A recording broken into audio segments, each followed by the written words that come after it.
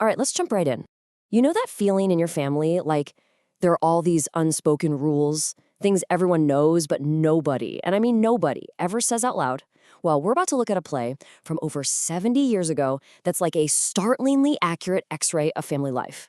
It shows all those hidden fractures we try so hard to pretend aren't there. Wow. That's a heavy question, right? Every single family has its ghosts, its big, gaping silences. And that question, that's really the heart of Eugene O'Neill's masterpiece. It's exactly what we're going to dig into today, how the secrets we decide to keep, or are forced to keep, end up shaping the people we love the most. So, what is this play all about? Okay, I want you to imagine this: an entire lifetime's worth of resentment, of love, of guilt, of addiction, all of it crammed into one single suffocating summer day. The entire story happens in just one room with just one family, from the time they wake up till midnight. There is literally no escape for them or for us. And here's the kicker, the thing you absolutely have to understand: this isn't just some story he made up. Nope, Eugene O'Neill literally poured his own family's trauma directly onto the page. We're talking his father, his mother, his brother, and even himself. They're all characters in this play. It was so raw, so painful that he insisted it couldn't be published until after he died. Think about that. This wasn't just a play, it was a confession. All right, let's meet the people living in this, well, this house of pain. There are 4 of them, and each one is trapped in their own personal cycle of suffering, but they're also completely, totally, inescapably tied to each other.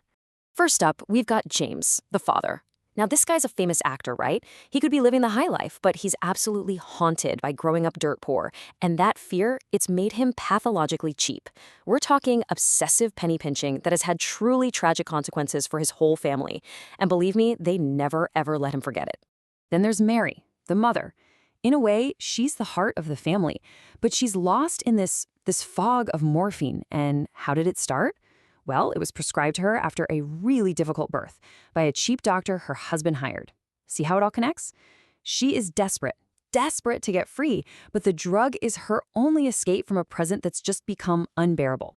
Next is Jamie, the elder son. He tried to follow in his dad's footsteps as an actor, but yeah, he's got none of the success and all of the bitterness to show for it. He basically drowns his failures in booze and walks around with this thick armor of cynicism. But underneath all that, it's this really toxic, complicated mix of love and pure jealousy for his younger brother. And finally, we meet Edmund. He's the poetic, sensitive one, and he's basically O'Neill's version of himself in the play. As if things weren't bad enough, he's just been diagnosed with tuberculosis, which was a huge deal back then. And Edmund, he's the one who just can't take the lies anymore. He's the catalyst who forces everyone, kicking and screaming, to finally face the truth.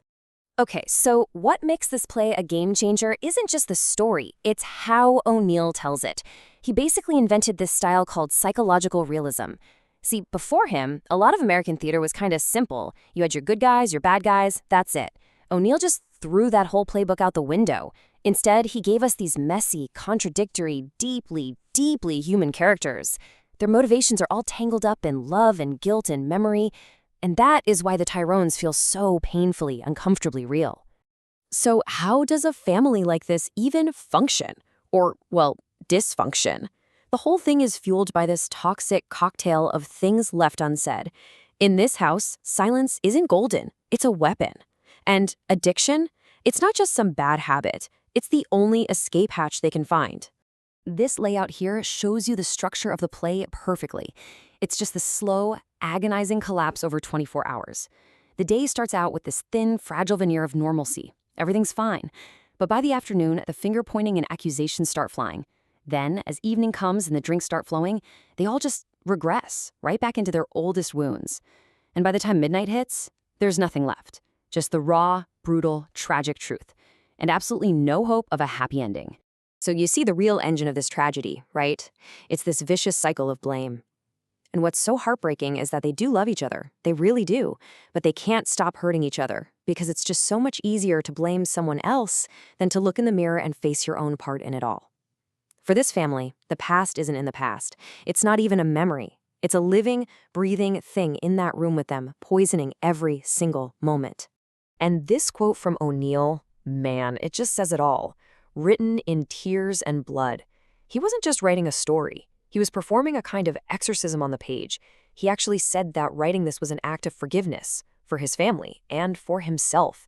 It was his attempt to finally understand the people who had both created him and, at the same time, nearly destroyed him.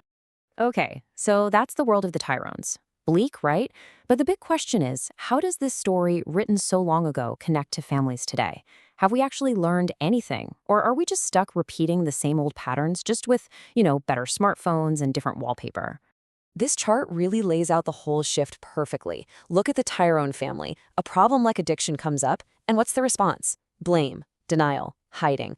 Now think about modern stories, shows like This Is Us, or even a family comedy like Gullak. The family's response, even if it's messy and clumsy, is to try and talk about it, to find help, maybe even therapy. And the outcome?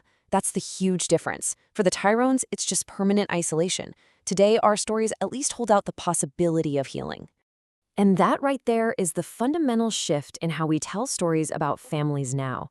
We don't really see these breakdowns as some kind of tragic, inescapable fate anymore.